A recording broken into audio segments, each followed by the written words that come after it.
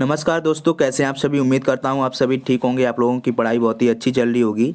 दोस्तों, आज है टॉपिक सीरीज का 7वां दिन। मैंने ऑलरेडी 6 वीडियो प्रोवाइड करा दिए हैं। अगर आपने नहीं देखे हैं तो प्लेलिस्ट चैनल पर बन चुका है, जाकर सभी टॉपिक्स को देखिएगा और आराम से लिख लीजिएगा। कहीं ना कहीं ये बहुत ही इंपॉर्टेंट है, ठीक है। जीडी के एग्जाम में मैंने पहले भी बताया, अगर टॉपिक सीरीज आप कर लेते हो तो 17 से 18 क्वेश्चन आपके यहाँ से देखने के लिए मिलेंगे, ठीक है।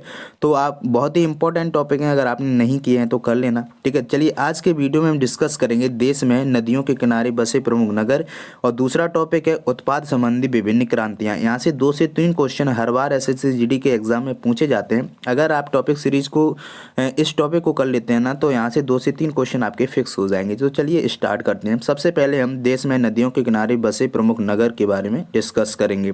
चलिए स्टार्ट करते हैं। देखिए, ये है हमारा, इधर नगर है, ठीक है। यहाँ पे नदी है और यहाँ पे कौन से राज्य में है, सारा का सारा इसमें मैंने इंक्लूड किया है। देखिए, सबसे पहले दिल्ली। दिल्ली जो है यमुना नदी के किनारे स्थित है, ठीक है। और राज्य कौन सा हो जाएगा आपका, दिल्ली। तो दिल्ली किस नदी के किनारे स्थित है, तो यमुना नदी के किनारे स्थित है। नेक्स्ट है आगरा और मथुरा। ये दोनों के दोनों कहाँ पर हैं, तो यमुना नदी के किनारे स्थित है, आगरा और मथुरा, ठीक है। और राज्य हो जाएगा आपका उत्तर प्रदेश। नेक्स्ट है दोस्तों इलाहाबाद या प्रयागराज। प्रयागराज जो है संगम पर है, सभी को पता है, ठीक है। ये कहाँ पर है, तो उत्तर प्रदेश में। नेक्स्ट है आपका कानपुर वाराणसी। ये गंगा नदी के किनारे बसे शहर हैं, कानपुर और वाराणसी, और ये उत्तर प्रदेश राज्य में हैं, ठीक है। नेक्स्ट है आपका मुरादाबाद और बरेली। ये रामगंगा नदी के किनारे स्थित हैं, ठीक है, और उत्तर प्रदेश में ये स्थित हैं। दोस्तों, आप बताना पीतल नगरी किस शहर को कहा जाता है, आप लोग कमेंट में बताना। नेक्स्ट है अयोध्या। अयोध्या सरयू नदी के किनारे स्थित है, ठीक है, और किस राज्य में है, तो उत्तर प्रदेश में। नेक्स्ट है दोस्तों लखनऊ, और लखनऊ गोमती नदी के किनारे स्थित है, और राज्य हो जाएगा आपका उत्तर प्रदेश। नेक्स्ट देखिए, नेक्स्ट है आपका भागलपुर बक्सर, ठीक है। भागलपुर और बक्सर दोनों के दोनों गंगा नदी के किनारे स्थित हैं और बिहार राज्य में हो जाएंगे, ठीक है। नेक्स्ट है दोस्तों पटना। पटना गंगा तथा सोन नदी के किनारे स्थित है, ठीक है। पटना किस नदियों के किनारे स्थित है, तो गंगा तथा सोन नदियों के किनारे स्थित है, और राज्य हो जाएगा आपका बिहार। अगला है दोस्तों जमशेदपुर। जमशेदपुर स्वर्णरेखा नदी के किनारे स्थित है, ठीक है, और राज्य हो जाएगा आपका बिहार, ठीक है। अगला है दोस्तों डिब्रूगढ़ और गुवाहाटी। ये ब्रह्मपुत्र नदी के किनारे स्थित है, और राज्य हो जाएगा आपका असम, ठीक है। सारे के सारे मोस्ट इंपॉर्टेंट सिलेक्टेड एवं आपके प्रीवियस ईयर है, ठीक है। अगला है दोस्तों अहमदाबाद। अहमदाबाद आपको पता है साबरमती नदी के किनारे स्थित है, और राज्य हो जाएगा आपका गुजरात, ठीक है। अगला है दोस्तों कोलकाता। कोलकाता हुगली नदी के किनारे स्थित है, ठीक है, और राज्य हो जाएगा आपका पश्चिम बंगाल, ठीक है। अगला है दोस्तों बद्रीनाथ। बद्रीनाथ आपका गंगोत्री नदी के किनारे स्थित है, और राज्य हो जाएगा आपका उत्तराखंड, ठीक है। अगला है दोस्तों कटक। कटक महानदी के किनारे स्थित है, और उड़ीसा राज्य में ये पड़ता है। तो इस तरीके से आप याद कर सकते हैं, कटक महानदी उड़ीसा, ठीक है। इससे आप याद कर सकते हैं, ठीक है। याद करने का तरीका मैंने पहले भी आपको बताया है कि दोस्तों अगर 2 से 3 बार अगर आप वीडियो देखोगे, और इसके अलावा आप जो पीडीएफ है टेलीग्राम चैनल पर मैं दे देता हूँ, इस पीडीएफ से आप रिवाइज कर सकते हैं और आराम से इनको लिख लेना, ठीक है। और कॉपी से आप लोग एग्जाम तक 2 से 3 बार रिवाइज करके जाएं तो 100% आपका क्वेश्चन सही हो जाएगा, ठीक है। अगला है दोस्तों नासिक। और नासिक गोदावरी नदी के किनारे स्थित है, और राज्य पड़ता है आपका महाराष्ट्र। अगला है दोस्तों हैदराबाद। हैदराबाद मूसा नदी के किनारे स्थित है, और राज्य आपका पड़ता है आंध्र प्रदेश। सारे सारे इंपॉर्टेंट हैं। अगला है दोस्तों कोटा। कोटा चंबल नदी के किनारे स्थित है, ठीक है, और राज्य हो जाएगा आपका राजस्थान, ठीक है। कोटा किस नदी के किनारे बसा हुआ है, तो चंबल नदी के किनारे बसा हुआ नगर है, और राज्य आपका हो जाएगा राजस्थान। अगला है दोस्तों अजमेर। अजमेर भी लूनी नदी के किनारे स्थित है, ठीक है, और राज्य हो जाएगा आपका राजस्थान। नेक्स्ट है दोस्तों लेह। लेह आपका सिंधु नदी के किनारे स्थित है, और जम्मू एंड कश्मीर राज्य हो जाएगा, ठीक है। अगला है दोस्तों श्रीनगर। श्रीनगर झेलम नदी के किनारे बसा हुआ शहर है, ठीक है, और राज्य हो जाएगा आपका जम्मू एंड कश्मीर। नेक्स्ट है दोस्तों सूरत। सूरत आपका ताप्ती नदी के किनारे स्थित है, और राज्य हो जाएगा आपका गुजरात। अगला है दोस्तों उज्जैन। उज्जैन शिप्रा नदी के किनारे स्थित है, और राज्य हो जाएगा आपका मध्य प्रदेश। ये कई बार एग्जाम में देखने के लिए मिला है। अगला है दोस्तों मुंबई। मुंबई माही नदी के किनारे स्थित है, और राज्य हो जाएगा आपका महाराष्ट्र। बहुत ही इंपॉर्टेंट है।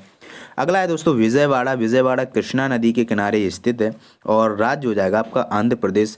ये भी कई बार एग्जाम में देखने के लिए मिला है। अगला है दोस्तों मैसूर। मैसूर कावेरी नदी के किनारे स्थित है, और राज्य हो जाएगा आपका कर्नाटक। ये भी प्रीवियस ईयर में पूछा हुआ क्वेश्चन है। अगला है दोस्तों जबलपुर। जबलपुर नर्मदा नदी के किनारे स्थित है, राज्य हो जाएगा आपका मध्य प्रदेश। ये भी आपका प्रीवियस ईयर में पूछा हुआ क्वेश्चन है। अगला है दोस्तों भुवनेश्वर। भुवनेश्वर देखेंगे तो महानदी के किनारे स्थित है और राज्य हो जाएगा आपका उड़ीसा। ठीक है, ये क्वेश्चन भी पूछा गया है। इसके अलावा कटक महानदी उड़ीसा, ये भी आपका कई बार एग्जाम में पूछा गया है। कटक शहर है, महानदी के किनारे स्थित है और वो भी कहाँ पर हो जाएगा, उड़ीसा राज्य में। अगला है दोस्तों श्रीरंगपट्टनम, ये कावेरी नदी के किनारे स्थित है। ठीक है, और राज्य हो जाएगा आपका कर्नाटक। ठीक है, गाजीपुर दोस्तों, गाजीपुर गंगा नदी के किनारे स्थित है। ठीक है, और राज्य हो जाएगा आपका उत्तर प्रदेश। ठीक है, इंपॉर्टेंट है। अगला है दोस्तों पुणे। पुणे मूठा नदी के किनारे स्थित है। ठीक है, राज्य आप लोग कमेंट में बताना। अगला है दोस्तों मदुरै। मदुरै वेगाई नदी के किनारे स्थित है, इसका भी राज्य आपको कमेंट बॉक्स में बताना है। अगला है दोस्तों पणजी। पणजी जो है मांडवी नदी के किनारे स्थित है और राज्य हो जाएगा आपका महाराष्ट्र। सारे के सारे जितने भी मैंने कराए हैं सारे के सारे सिलेक्टेड, इंपॉर्टेंट एवं प्रीवियस ईयर हैं, तो आप लोग इनको 4 से 5 बार रिवाइज करके जाएं। ठीक है, और इसकी पीडीएफ आपको टेलीग्राम चैनल पर मिल जाएगी, तो वहाँ पर आप जाकर ज्वाइन कर लीजिएगा। डेली आपको पीडीएफ मिलते रहते हैं इसके क्लास की। ठीक है, और बहुत ही इंपॉर्टेंट टॉपिक सीरीज है दोस्तों। मैंने पहले भी बताया 17 से 18 क्वेश्चन आपके यहाँ से फंसने वाले हैं। अब आप कितना कर पाते हो ये आप पर डिपेंड करेगा। ठीक है, क्योंकि ये फ्री ऑफ कॉस्ट आपको एक जगह पर इतना सारा कंटेंट देना मेरी तरफ से 100% है। अब आप कितना कर पाते हो वो आप पर डिपेंड करेगा। अगला है दोस्तों उत्पाद संबंधी विभिन्न क्रांतियां। यहाँ से 1 से 2 क्वेश्चन हर बार एग्जाम में देखने के लिए मिलता है।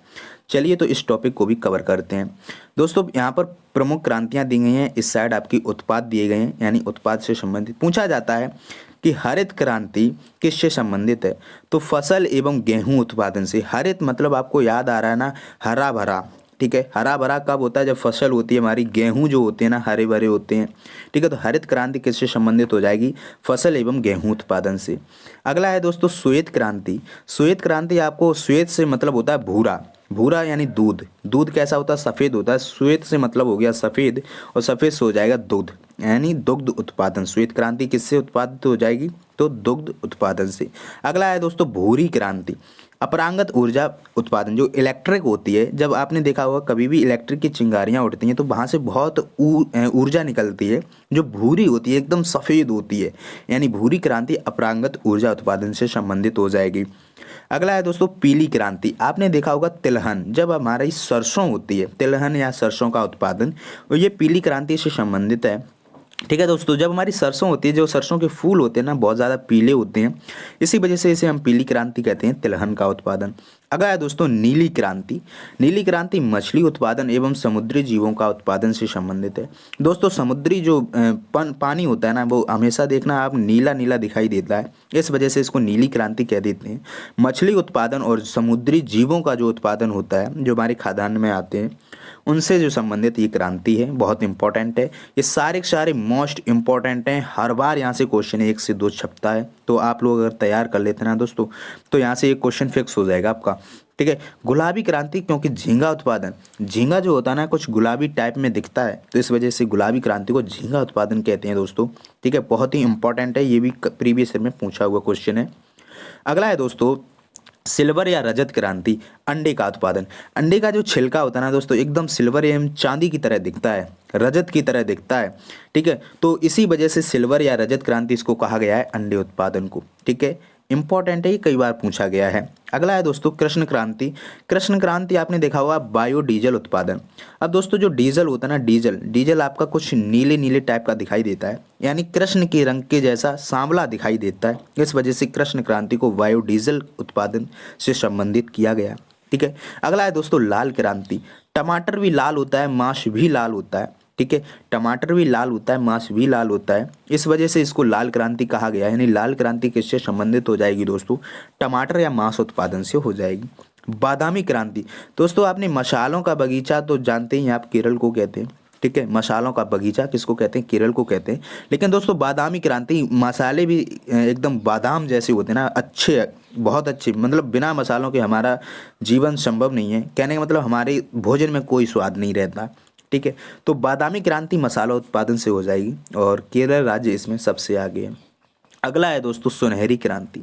सुनहरी क्रांति फल उत्पादन। दोस्तों आपने देखा होगा कि पके फल जो है ना एकदम सोने जैसे दिखाई देते हैं, पीले पीले। यानी सुनहरी क्रांति किससे संबंधित हो जाएगी दोस्तों, तो ये फलों के उत्पादन से हो जाएगी। अगला है दोस्तों अमृत क्रांति। अमृत क्रांति यानी नदी जोड़ो परियोजना। दोस्तों एक नदी जोड़ो परियोजना लाई गई थी, ठीक है, जिसमें हमारी अमृत क्रांति, अमृत यानी जल, जल से संबंधित हो जाएगी आपकी नदी जोड़ो परियोजना। इस तरीके से आप इन सभी क्रांतियों को याद रख सकते हैं दोस्तों। इनसे जुड़े महत्वपूर्ण कुछ और क्वेश्चन हैं, उनको भी देख लेते हैं। चलिए देखिए दोस्तों, महत्वपूर्ण बिंदु ये है कि यहाँ से क्वेश्चन एक कहीं न कहीं हर बार एग्जाम में देखने के लिए मिलता ही है, ठीक है। पूछा जाता है कि विश्व में हरित क्रांति के जनक कौन है, तो डॉक्टर नॉर्मन बोरलॉग को कहते हैं विश्व में हरित क्रांति के जनक। अगला है दोस्तों भारत में हरित क्रांति के जनक, तो एम एस स्वामीनाथन को कहते हैं।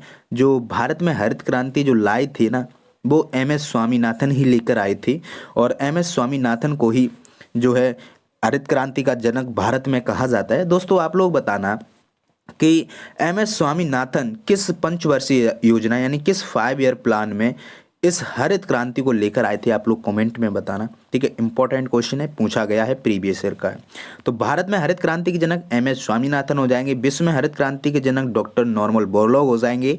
इसके अलावा दोस्तों भारत में हरित क्रांति की शुरुआत हुई थी वो 1967 और 1968 में हुई थी। इससे देखो एक अंदाजा और लग गया कि 1967 यानी 1967 और 1968 में दोस्तों किस जो है 5 ईयर प्लान का जो चल रहा था, कौन सा 5 ईयर प्लान चल रहा था, इससे आपको आइडिया भी लग सकता है, ठीक है। तो आप लोग कमेंट में ज़रूर बताना।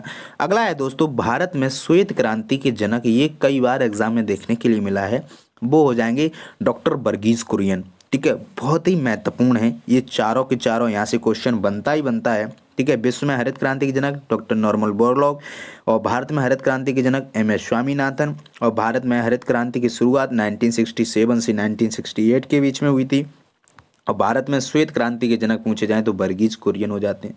दोस्तों ये पीडीएफ आपको टेलीग्राम चैनल पर मिल जाएगी, ठीक है। और टेलीग्राम चैनल हमारा है एग्जाम्स एस्पिरेंट्स RSO नाम से, तो जाइए आप लोग ज्वाइन करिए। ये पीडीएफ कुछ समय बाद आपकी उसी पर अपलोड हो जाएगी, तो वहाँ से आप लोग रिवीजन कर सकते हैं, और वीडियो को 2 से 3 बार देखना दोस्तों, तभी अच्छे से आप याद कर पाएंगे।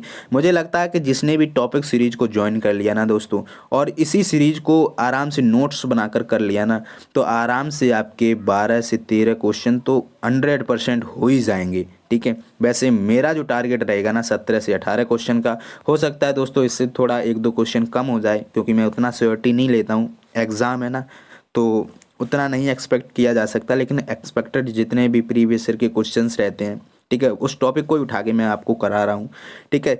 चाहे आपका हिस्ट्री हो, पॉलिटी हो, जियोग्राफी हो, इकोनॉमी हो, साइंस हो, करंट अफेयर्स हो, सारे के सारे टॉपिक मैं कवर करूँगा एग्जाम तक, ठीक है। तो इस टॉपिक सीरीज़ को ज़्यादा से ज़्यादा प्यार कीजिएगा। और दोस्तों आज का टारगेट मेरा सिर्फ इतना ही है, आप लोग इस वीडियो को 10 लोगों के साथ शेयर ज़रूर करें, ठीक है। अपने भाई बहन दोस्त के साथ शेयर करें ताकि वो लोग भी इस सीरीज़ से जुड़ पाएँ, ठीक है। आज की वीडियो में इतना ही, मिलता हूँ नेक्स्ट वीडियो में, तब तक के लिए जय हिंद, जय भारत, थैंक्स फॉर वॉचिंग।